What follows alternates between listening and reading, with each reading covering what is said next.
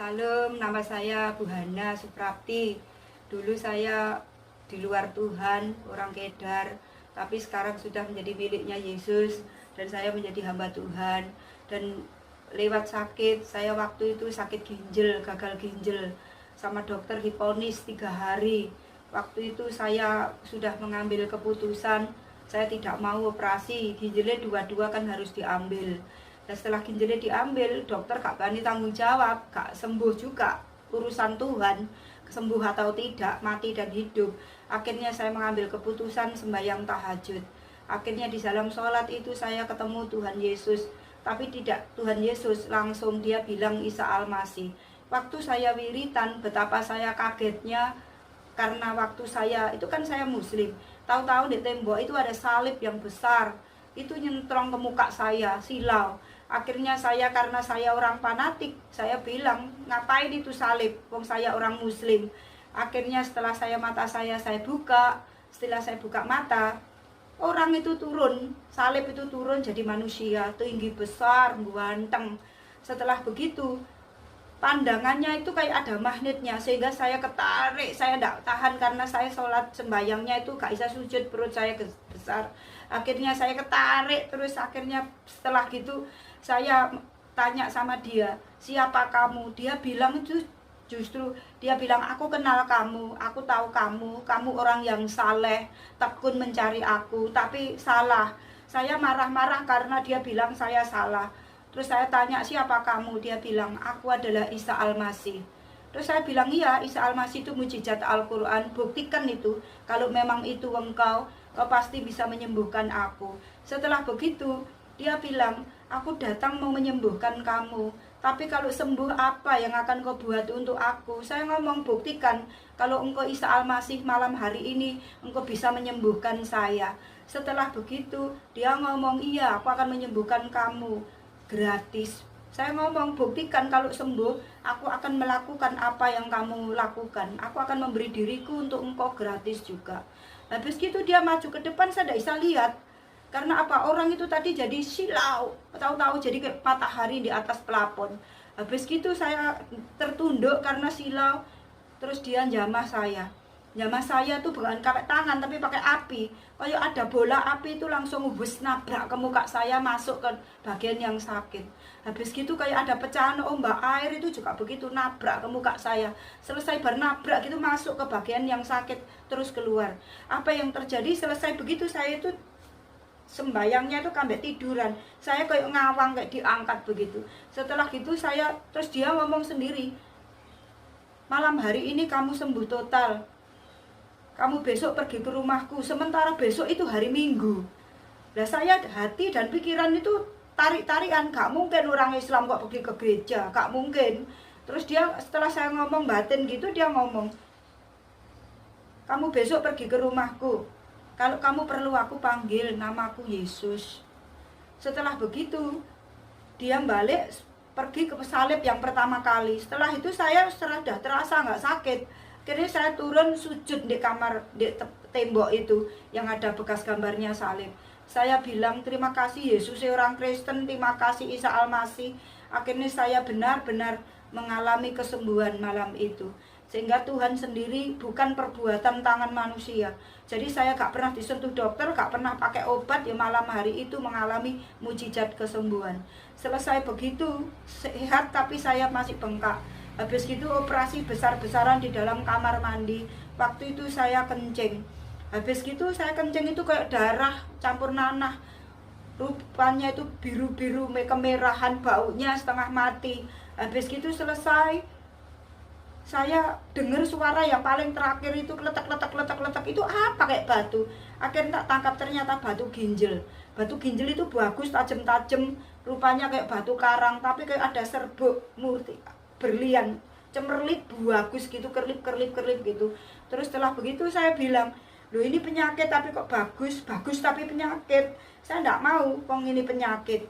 Langsung tak kembalikan lagi ke kloset. Selesai begitu, perut saya sudah kempes. Perut saya kempes total. Habis gitu saya kelaparan setengah mati, pokoknya kelet gitu.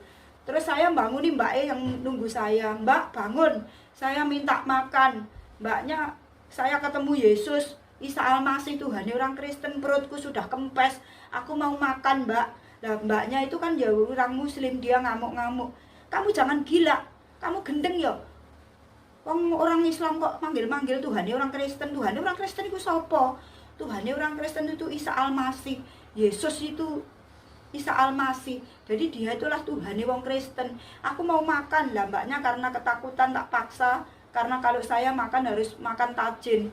Habis gitu selesai, mbaknya teriak-teriak, akhirnya bosnya juga teriak-teriak, turun semuanya ribut malam-malam. Akhirnya di situ saya bilang, ibunya bilang, kalau kamu mau makan bikin bubur dulu. Saya ngomong, gak bu, saya ketemu Yesus orang Kristen, ini loh perutku wis kempes bu, saya lapar.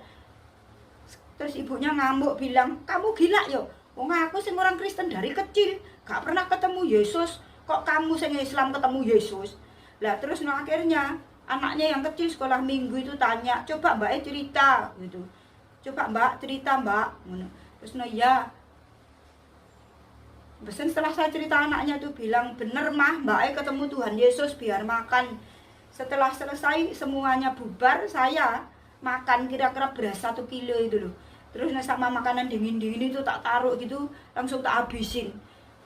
Setelah makan semuanya, saya pingsan kemelekaran perutnya.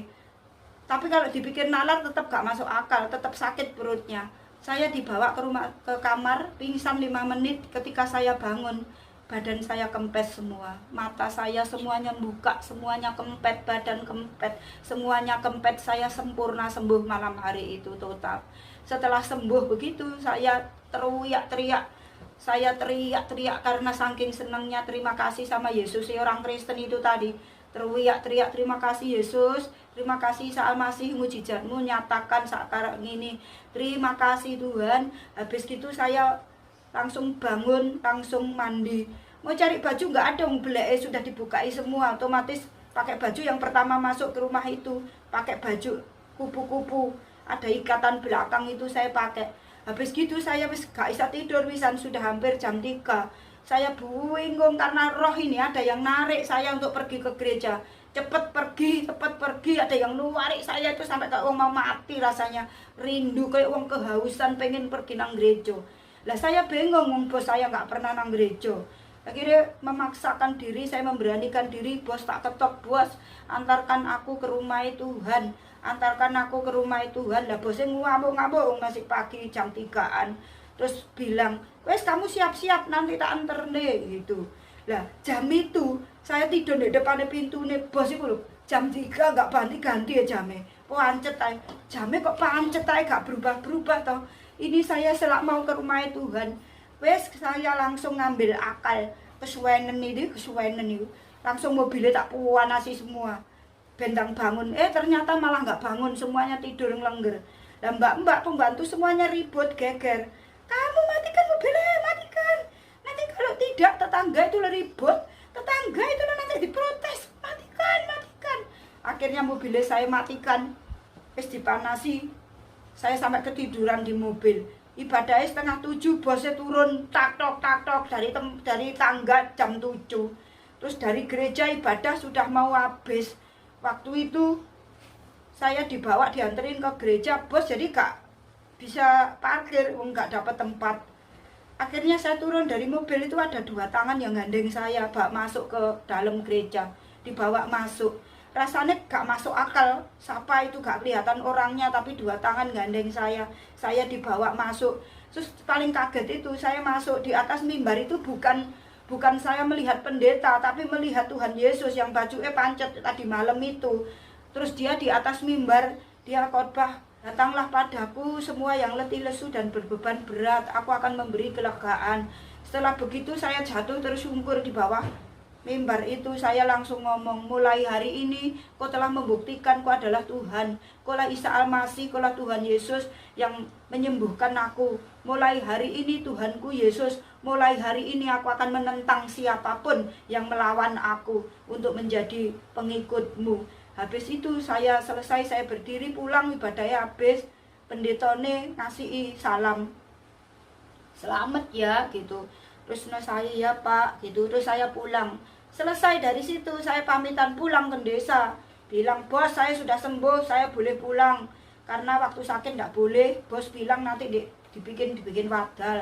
Sembuh ya sudah pulang, saya pulang ke desa. Saya saksi sama bapak, bosku itu baik banget, luar biasa, baik, sayang sama saya. Jadi walaupun saya sakit itu uangnya itu tetap dikirim pulang ke desa. Sehingga saya di desa tidak ada yang tahu, karena setiap bulan uangnya tetap pulang.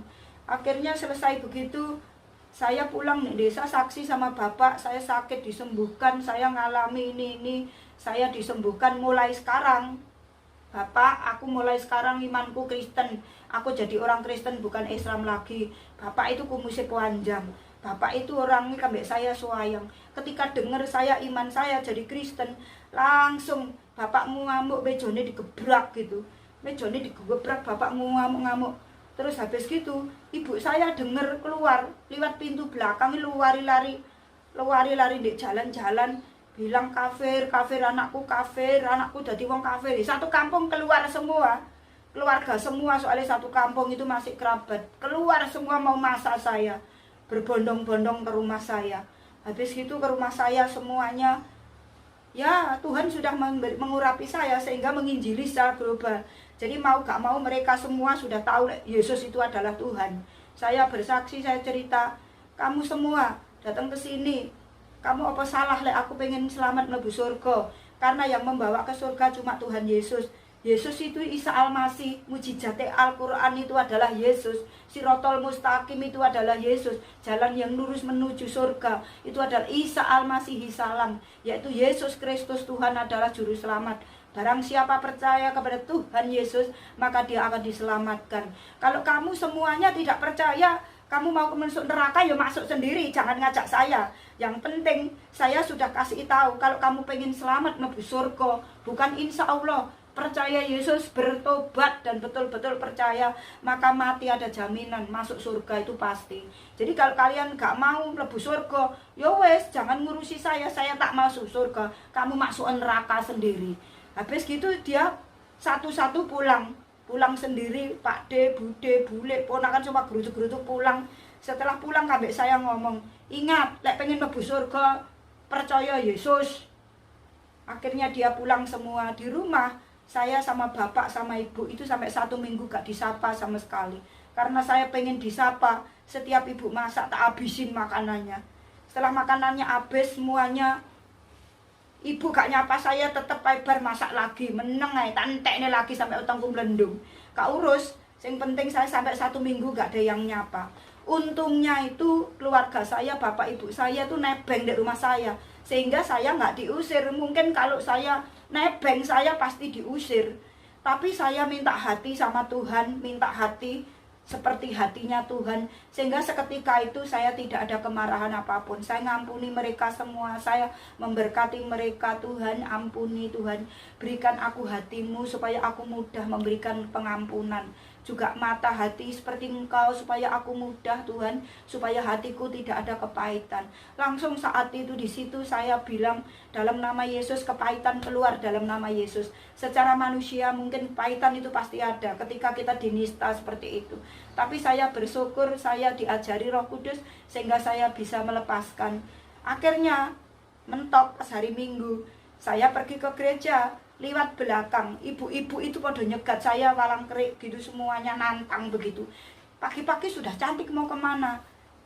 Saya mau pergi ke surga, karena saya itu sekarang itu menjadi orang Kristen, jadi mutlak kalau percaya Yesus, pengen masuk surga di dunia pun harus ikut aturannya, yaitu ibadah kepadanya. Apa salah aku kalau mau mlebu surga? Gak, ya sudah, gak salah. Aku tak gereja karena aku pengen mlebu surga. Lek kamu pengen mlebu neraka, mlebu dhewe, jangan ajak-ajak saya. Ya sudah, akhirnya saya pulang ke sana, saya ke gereja, selesai pulang ke gereja, balik di rumah. Terus sorenya saya kembali ke Surabaya lagi. Terus setelah itu akhir-akhirnya ya itu tadi, terus cari kerjaan, ikut orang bule itu tadi. Karena bapak saya tukang togel, utangnya banyak. Mungkin sekarang kampung saya bisa tak beli itu, dipakai bayar utang itu, karena saking banyaknya utang itu. Tapi ya puji Tuhan, sekarang saya melayani Tuhan, menjadi saksi Tuhan, dan saya hidup saya Ingat saudara-saudara yang mendengar, tidak ada keselamatan yang lain kecuali di dalam Yesus. Amin. Karena itu masalah apapun cuma dipakai. Milikilah pengenalan akan Tuhan. Tanpa pengenalan akan Tuhan kita gampang jatuh. Kalau kita pengen kenal Tuhan, banyak baca firman Tuhan diperdengarkan dengan telinga kita. Dan banyak menyembah pujian, menyenangkan hati Tuhan. Milikilah hubungan yang intim. Itu kunci. Bukan hanya mati masuk surga, tapi di dunia ini pun Tuhan bertanggung jawab akan kehidupan kita. Amin. Sehingga hidup kita dijamin oleh Tuhan. Jangan takut dengan corona, tapi jangan mencobai corona. Tetapi kita taat aturan protokol kesehatan, nurut akan Tuhan. Yang penting hidup kita, perbuatlah baik sebanyak-banyak mungkin, karena waktunya sudah dekat. Supaya ketika Tuhan datang, kita dianggap layak sebagai hambanya. Biarlah kesaksian ini menjadi berkat. Kalau panjang sekali, kalau disaksikan terlalu panjang. Karena itu ini kesaksian yang singkat menjadi berkat buat kita Amin. semua. Terima kasih, Tuhan Yesus memberkati.